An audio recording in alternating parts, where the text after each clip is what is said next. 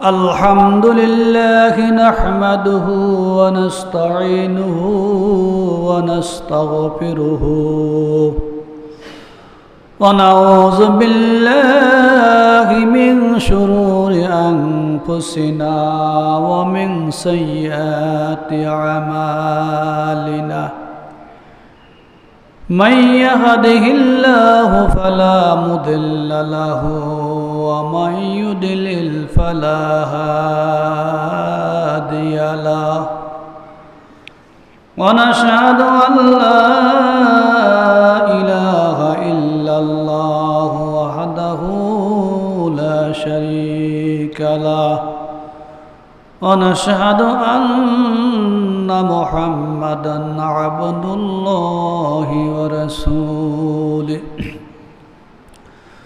أما بعد فقد قال الله تعالى في كلامه المجيد والفرقان الحميد أعوذ بالله من الشيطان الرجيم بسم الله الرحمن الرحيم قل إن صلاتي ونسكي ومحياي ومماتي لله رب العالمين لن ينال الله لحومها ولا دماؤها ولكن يناله التقوى منكم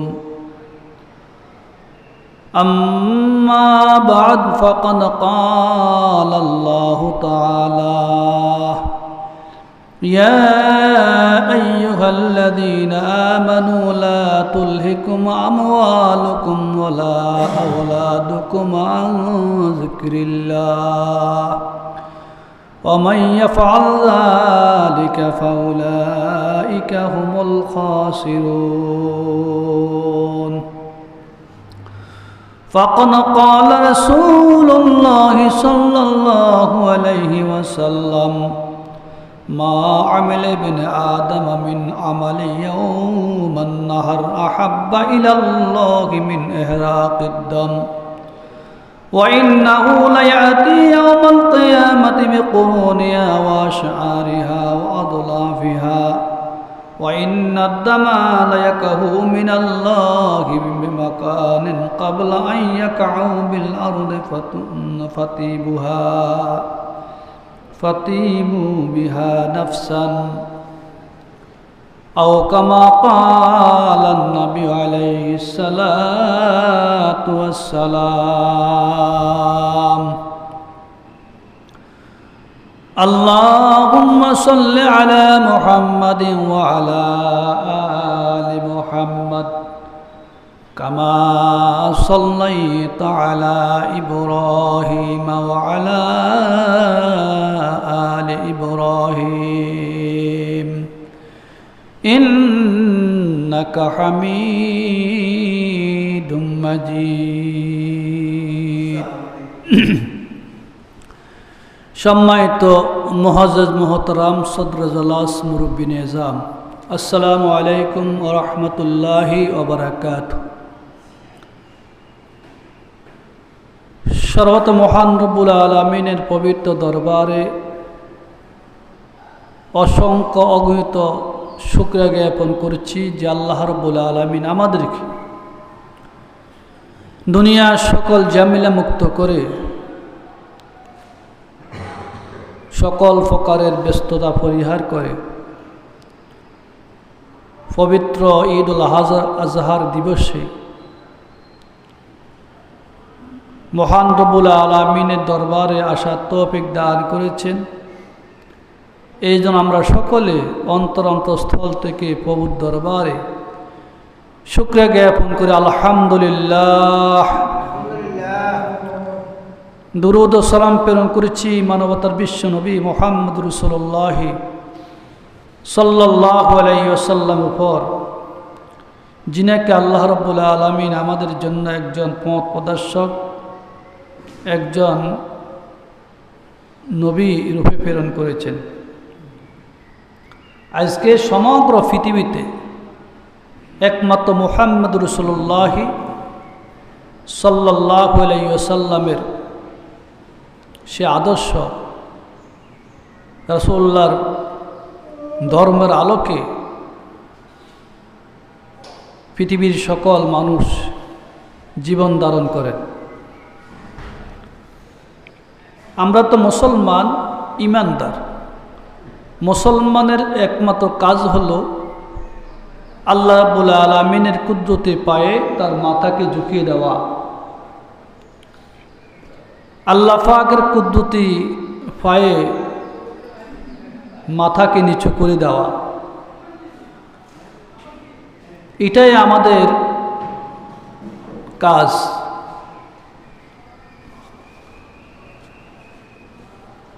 আমাদের কাজ অহংকার নয়, আমাদের কাজ হওয়া অন্তরকে নরম করা,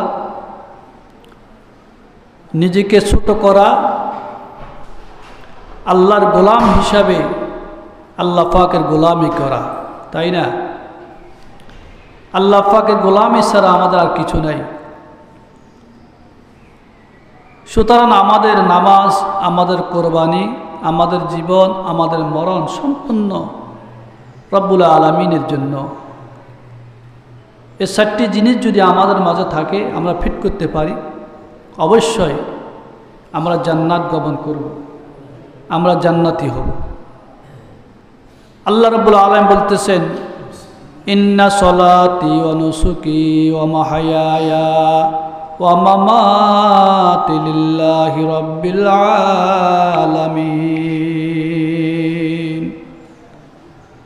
আমার নামাজ, অনুসুকি আমার কোরবানি, ওয়া মাহইয়ায়া আমার জীবন, ওয়া মামাতি আমার মৃত্যু একমাত্র লিল্লাহি রাব্বিল আলামিন, সমগ্র জগতের রবের জন্য। তো আমাদের জীবন, আমাদের মরণ, আমাদের হায়াত, আমাদের নামাজ, আমাদের কোরবানি যদি একমাত্র মহান রব্বুল আলামিনের জন্য হয়ে থাকে, তাহলে আমাদেরকে তো নেক কাজে আল্লাহ পাকের দরবারে আনন্দ চিত্তে খুশি মনে সবার আগে আসা দরকার। দরকার কিনা? যেখানে নেক কাজ চলে, যেখানে আল্লাহর হুকুম মুসলমান একবদ্ধভাবে আল্লাহর হুকুম আদায় করে, সেখানে যেই কত আগে যেতে পারে, এটাই হলো আমাদের প্রতিযোগিতা। আজকে প্রতিযোগিতা চলে দুনিয়ার পসাগান্দা, হাস তামাশা, খেলকুদা, বিভিন্ন রকমের খেলাধুলার মাধ্যমে আমাদের প্রতিযোগিতা চলে। বিশ্বকাপের ফুটবল খেলা যখন শুরু হয়, 10 দিন 15 আগের থেকে প্রস্তুতি গ্রহণ করে, কে কার আগে আসন গ্রহণ করবে, কে কার আগে স্থান দখল করবে খেলা চাওয়ার জন্য। বিভিন্ন রকমের পোলাও, কুরমা, বিরিয়ানি আয়োজন করে, এক এক পাড়ে এক এক দলকে পছন্দ করে নেয় কিনা? কেউ আর্জেন্টিনা, কে ব্রাজিল, এক একজন এক একটা দলকে সে পছন্দ করে, মহব্বত করে। আর তার ভিতরে এই মন মানসিকতা থাকে যে আমার দল যদি বিজয় হয়, আমি পোলাও, কুরমা, বিরিয়ানি খাওয়াবো, গরু জবাই করব। এরকম মন মানুষের নিয়ে মানুষ কাজ করে কিনা? সে তাকওয়ার খলুসিয়তটা সে দুনিয়ার কাজে ব্যয় করে, কিন্তু আল্লাহর কাজে তাকওয়ার খলুসিয়ত ব্যয় করে না। যদি আমাদের তাকওয়া, আমাদের খলুসিয়ত, আমাদের খোদাবিধি যদি একমাত্র আল্লাহর জন্য হতো, তাহলে আমরা সবার আগে আল্লাহর ঘরে বা ঈদের ময়দানে আমরা উপস্থিত হয়ে যেতাম। তো সুতরাং আমাদের মধ্যে দুনিয়ার মহব্বত, ভালোবাসা বেশি, আখিরাতের ভালোবাসা কম। এই জন্য আল্লাহ বলতেছেন, দুনিয়ার ভালোবাসা বাদ দাও, দুনিয়ার মহব্বত আর ভালোবাসা তোমার হৃদয় থেকে বাইর করো। কিন্তু আল্লাহ পাকের, আল্লাহ রসুলের আতিউল্লাহ ওয়া আতিউর রসুল, আল্লাহ তাআত, আল্লাহর অনুকরণ, রাসূলের তাআত করো। এই জন্য আজকে পবিত্র ঈদুল আজহার দিবস। কিছুক্ষণ পরে আমরা নামাজ পড়ব, আমাদের কোরবানির পশু জবাই হয়ে যাবে। জবাই করে আল্লাহর এই জমিনে আল্লাহর দ্বীনকে আমরা প্রতিষ্ঠা করব। আল্লাহ রাব্বুল আলামিন নবী মুহাম্মদ রাসূলুল্লাহ সাল্লাল্লাহু আলাইহি ওয়াসাল্লামের উপর একটা সূরা নাযিল করেছেন, ছোট্ট একটা সূরা, যে সূরার নাম সূরাতুল কাউসার। সূরাতুল কাউসার, কাউসার শব্দ অর্থ হলো জান্নাতের ফসাবর, জান্নাতের নহর, হাউজে কাউসার, যেটা আল্লাহ রাব্বুল আলামিন তার প্রিয় হাবিব মুহাম্মদ রাসূলুল্লাহ সাল্লাল্লাহু আলাইহি ওয়াসাল্লামকে দান করবেন, এটা ওয়াদা করেছেন আল্লাহ। এই হাউজে কাউসারটা কার জন্য? কে ভোগ করবে হাউজে কাউসারের পারে? আর কেন বা আল্লাহ তাআলা রাসূল করিম সাল্লাল্লাহু আলাইহি ওয়াসাল্লামকে দেওয়ার জন্য ওয়াদা করেছেন? ওয়াদা এই জন্য করেছেন যে তো আল্লাহ হলো মুহাম্মদ রাসূলুল্লাহ সাল্লাল্লাহু আলাইহি ওয়াসাল্লামের বন্ধু। আল্লাহ মুহাম্মদ রাসূলুল্লাহ সাল্লাল্লাহু আলাইহি ওয়াসাল্লামের বন্ধু, মুহাম্মদ রাসূলুল্লাহর দোস্ত। মুহাম্মদ রাসূলুল্লাহ সাল্লাল্লাহু আলাইহি ওয়াসাল্লামকে এই দুনিয়ার জমিনে কোনো ইহুদি নাসারা খ্রিস্টান মুশরিক খারাপ মনে করুক, রাসূলের নামে মিথ্যা তোহমত দুক, সেটা রাসূল করিম সাল্লাল্লাহু আলাইহি ওয়াসাল্লাম কখনো বরদাস্ত করে না। রাসূল করিম সাল্লাল্লাহু আলাইহি ওয়াসাল্লামকে তারা বলতেন নির্বংশ। কি বলতেন? নির্বংশ। আইয়ামে জাহেল যুগে এই যে কুরাইশরা, মক্কার কাফের মুশরিকরা নবী মুহাম্মদ রাসূলুল্লাহ সাল্লাল্লাহু আলাইহি ওয়াসাল্লামকে নির্বংশ বলতেন। কি বলতেন? কেন বলতেন? মুহাম্মদ রাসূলুল্লাহ সাল্লাল্লাহু আলাইহি ওয়াসাল্লাম যখন তিনি দাওয়াত দিচ্ছেন, কোরআন কারিমে দাওয়াত দিচ্ছেন, এক আল্লাহর পথে আহ্বান করছেন, মানুষকে আহ্বান করতেছেন, এক রবের দাসত্ব করার জন্য বলতেছেন, তখন মক্কার ইহুদি নাসাররা, মক্কার কাফেররা, যারা তাদের বাপ দাদার ধর্ম পালন করতেন, এক মিথ্যা বানাওট ও ধর্মের উপরে যারা ছিলেন, তো মুহাম্মদ রাসূলুল্লাহ সাল্লাল্লাহু আলাইহি ওয়াসাল্লামের দিনে দাওয়াত দিতে দেখি যখন অন্য কাফেররা মুসলমান হয়ে যাচ্ছে, তো মক্কার কিছু লিডার পাচ্ছেন লোক, কিছু নেতা, তারা রাসূল করিম সাল্লাল্লাহু আলাইহি ওয়াসাল্লামের মিথ্যা তহমত দিচ্ছে। সেই সময় তারা বলতেন মুহাম্মদুর রাসূলুল্লাহ সাল্লাল্লাহু আলাইহি ওয়াসাল্লাম নির্বংশ, তার কোনো বংশ নাই, তার মৃত্যুর পরে তার কোনো বংশ থাকবে না, তার ঘরে বাতি দেওয়ার মতন, সেরাক দেওয়ার মতন কিছু কেউ থাকবে না। নাউযুবিল্লাহ। বেটকে বলতেন, আরে বাদ দে মুহাম্মদের কথা, মুহাম্মদের বংশ মর্যাদা কিছু থাকবে না, সে মরার পরে সব ধূলিসাৎ হয়ে যাবে। কারণটা কি? অর্থাৎ মুহাম্মদ সাল্লাল্লাহু আলাইহি ওয়াসাল্লামের কোনো ছেলে, কোনো পুত্র নাই। আমাদের সমাজের মধ্যে যদি কারো ছেলে মেয়ে না থাকে, সে যত প্রভাবশালী হোক না কেন, যত কোটি টাকার মালিক হোক না কেন, সে জমিদার হোক না কেন, আমরা সমাজের কিছু লোকে বলে এই লোক যদি মারা যায় তার বংশ থাকবে না। কি থাকবে না? বংশ থাকবে না, তার ঘরে সেরাক দেওয়ার মতন, বাতি দেওয়ার মতন কেউ থাকবে না। আসো তো থাকবে না, থাকবে কি নেই? থাকবে, কারণ সে তো মরে যাবে। মারার পরে তার এই সম্পদ কনে খাবে? কি খাবে? তার ছেলে মেয়ে থাকলে না ওগুলা ভোগ করতে। এরকম উপহাস করে না, উপহাস করি। তো তৎকালীন যুগে মুহাম্মদ রাসূলুল্লাহ সাল্লাল্লাহু আলাইহি ওয়াসাল্লামকে এইভাবে উপহাস করতেন। তাদের মধ্যে একজন ছিল আস ইবনে ওয়াইল।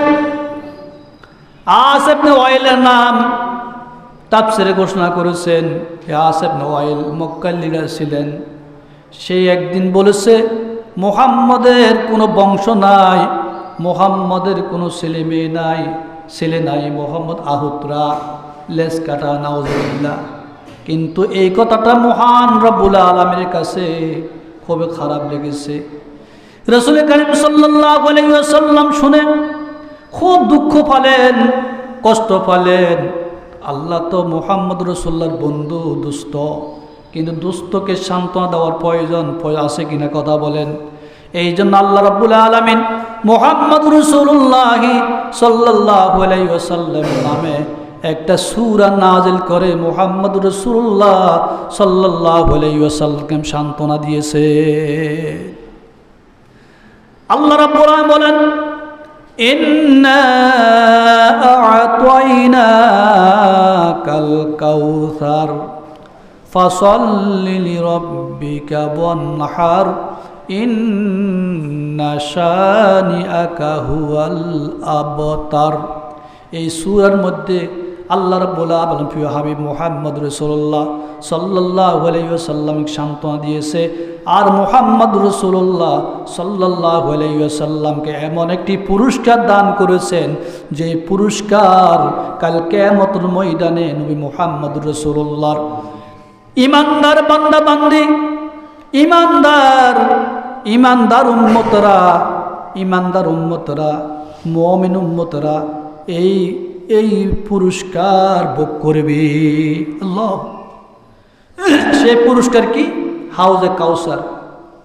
আল্লাহ বলতেছেন, ইন্না আ'তাইনাকাল কাউসার, এ আমার হাবিব, অবশ্য আমি আপনাকে কাউসার দান করেছি, হাউজে কাউসার দান করেছি। আল্লাহ, হাউজে কাউসার, কাউসার এটা একটা জান্নাতের নহর। জান্নাতের কি নহর? ফসাবর। এত কত বিশাল নহর, এই নহরের কোনো সুর আছে শেষ নাই। আর নহর মানে কি? অর্থাৎ পানির নহর, কাউসার, হাউজে কাউসারের নহর। এই হাউজে কাউসারের পানিগুলা মধুর সাইটে মিষ্টি, দুধের সাইটে সাদা হবে। আল্লাহ, একবার যে উম্মতকে বিশ্বনবী পান করাবেন, হাসরের ময়দান 50,000 বছর অপেক্ষা করবে, 50,000 বছর পর্যন্ত পানির পিপাসা ধরবে। আল্লাহ, কি দামি কাউসার, কি দামি ফসাব। আল্লাহ, এই জন্য আল্লাহ বলতেছেন, ইন্না আ'তাইনাকাল কাউসার, আমার হাবিব, আমি আপনাকে কাউসার দান করেছি। আমি আপনাকে হাউজে কাউসার দান দিব। এই কাউসার এরা কাসরাতুন থেকে, অর্থাৎ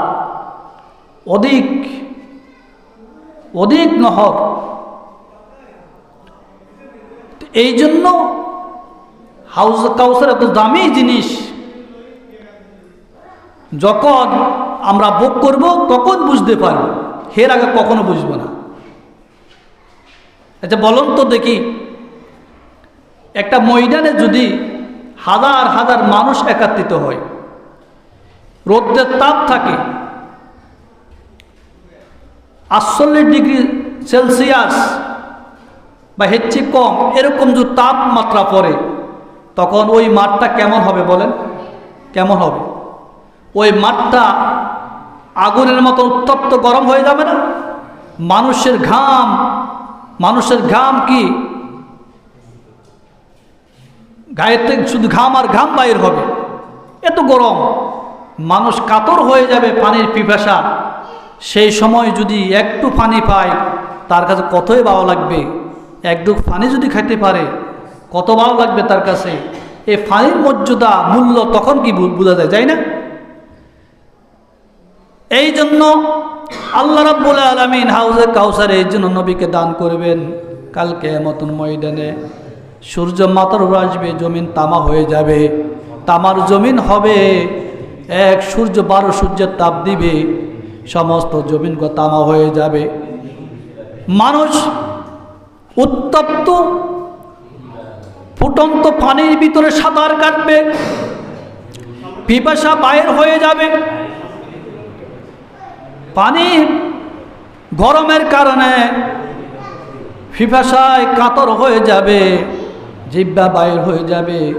ওই সময় আল্লাহ রাব্বুল আলামিন নবী মুহাম্মদ রাসূলুল্লাহ সাল্লাল্লাহু আলাইহি ওয়াসাল্লাম নির্দেশ প্রদান করব, ওগো আমার হাবিব, আপনি আপনার নেককার ইমানদার উম্মতদেরকে হাউজে কাউসারের পানি পান করান। আল্লাহু আকবার। সেই দিন রাসূল করিম সাল্লাল্লাহু আলাইহি ওয়াসাল্লাম তার উম্মতদেরকে, ইমানদার নেককার উম্মতিদেরকে হাউজে কাউসার পানি পান করাবেন। এই হাউজে কাউসার পানি যাকে পান করাবেন, এক ডোক পানি পান করানোর কারণে সে 50,000 বছর পর্যন্ত পানির পিপাসা ধরবে না। আল্লাহ, এত দামি হাউজে কাউসার। এই হাউজে কাউসার পাত্রগুলা কেমন হবে এটা আল্লাহ পাক বলে দিয়েছেন কোরআন কারীমের মধ্যে। কোরআনে ব্যাখ্যার মধ্যে এসেছে, রাসূল করিম সাল্লাল্লাহু আলাইহি ওয়াসাল্লাম বলেছেন, হাউজে কাউসারের পেওয়ালাগুলা, পান পাত্রগুলা আকাশে তারকার সমান হবে। সুবহানাল্লাহ বলেন না? আকাশে যত লক্ষ কোটি তারকা আছে, যত তারকা আছে, ওই তারকার চাইতে বেশি হবে হাউজে কাউসারের পানির পান পাত্র, যে পাত্র করি রাসূল করিম সাল্লাল্লাহু আলাইহি ওয়াসাল্লাম উম্মতদেরকে পানি খাওয়াবে। এই হাউজে কাউসার আল্লাহ তাআলা নবী মুহাম্মদকে দান করবেন। এই জন্য কেন এই আয়াতটা, সূরাটা নাযিল হয়েছে? রাসূল করিম সাল্লাল্লাহু আলাইহি ওয়াসাল্লামকে আবতার বলেছেন, নির্বংশ বলেছেন। আস ইবনে ওয়াইল প্রসিদ্ধ, তার নাম বেশি এসেছে। আবার অন্য অন্য কাফেরের কথা বলা হয়েছে। আস ইবনে ওয়াইল বলেছে, নবী মুহাম্মদ, মুহাম্মদ লেস কাটা, মুহাম্মদ নির্বংশ, মুহাম্মদের কোনো বংশ নয়। নাউজুবিল্লাহ।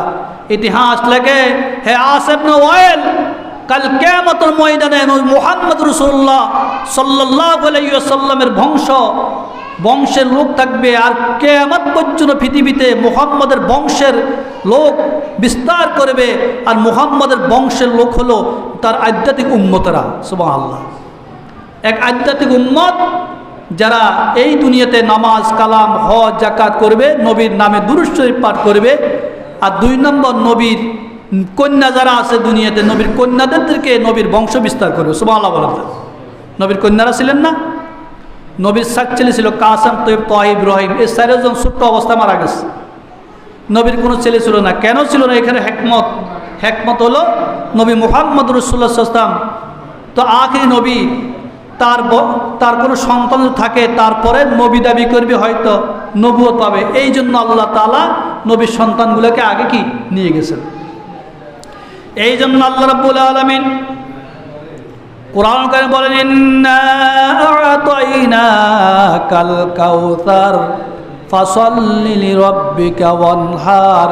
হে আমার হাবিব মুহাম্মদুর রাসূলুল্লাহ সাল্লাল্লাহু আলাইহি ওয়াসাল্লাম, আপনার রবের জন্য নামাজ আদায় করুন, কোরবান করুন। দ্বিতীয় আয়াতে নামাজের কথা বলছেন আর কোরবানের কথা বলছেন। আপনি নামাজ পড়েন, কোরবান করেন। নামাজ পড়লে আপনি উম্মতরা নামাজ পড়ে, আর আমি রবের জন্য যদি কোরবান করে, আমার নৈকট্য অর্জন করার জন্য এই কোরবান আর নামাজ, এটাই হবে আপনাদের জন্য আখিরাতের কল্যাণ, অজস্র কল্যাণ। আল্লাহদের অজস্র কল্যাণ দান করছেন হাউজে কাউসার হিসাবে আখিরাতে। এই হাউজে কাউসারের পানি ভোগ করতে হলে, হাউজে কাউসার পাইতে হলে দুনিয়াতে আমাদেরকে আল্লাহর হুকুম, রাসূলুল্লাহর আদর্শ মেনে এই দুনিয়াতে চলতে হবে। হবে কি না? ফাসাল্লি লিরাব্বিকা ওয়ানহার, আল্লাহর জন্য নামাজ আর কোরবান করতে হবে। ফাসাল্লি লিরাব্বিকা ওয়ানহার, আপনার প্রভুর জন্য নামাজ আদায় করেন, কোরবান করেন। এই 2টি বিষয় আল্লাহ তাআলা এই সূরার মধ্যে আল্লাহ তাআলা আলোচনা করেছেন নামাজ আর কোরবানি সম্পর্কে। নামাজ, 5 ওয়াক্ত নামাজ আমরা অনেকে পড়ি না। 5 ওয়াক্ত নামাজের ব্যাপারে আমরা অলসতা করি। সুস্তি কাহিলি করি, অথচ 5 ওয়াক্ত নামাজ আমাদের জন্য আল্লাহ তাআলা ফরজ করে দিয়েছেন, আইনি ফরজ। 1 ওয়াক্ত নামাজ যদি কেউ আদায় না করে আল্লাহ তাআলা তাকে 2.88 লক্ষ জাহান্নামে জ্বালাবেন। রাসূলের কথা, হাদিসের কথা। 1 ওয়াক্ত নামাজের জন্য 2.88 লক্ষ জাহান্নামে জ্বলতে হবে।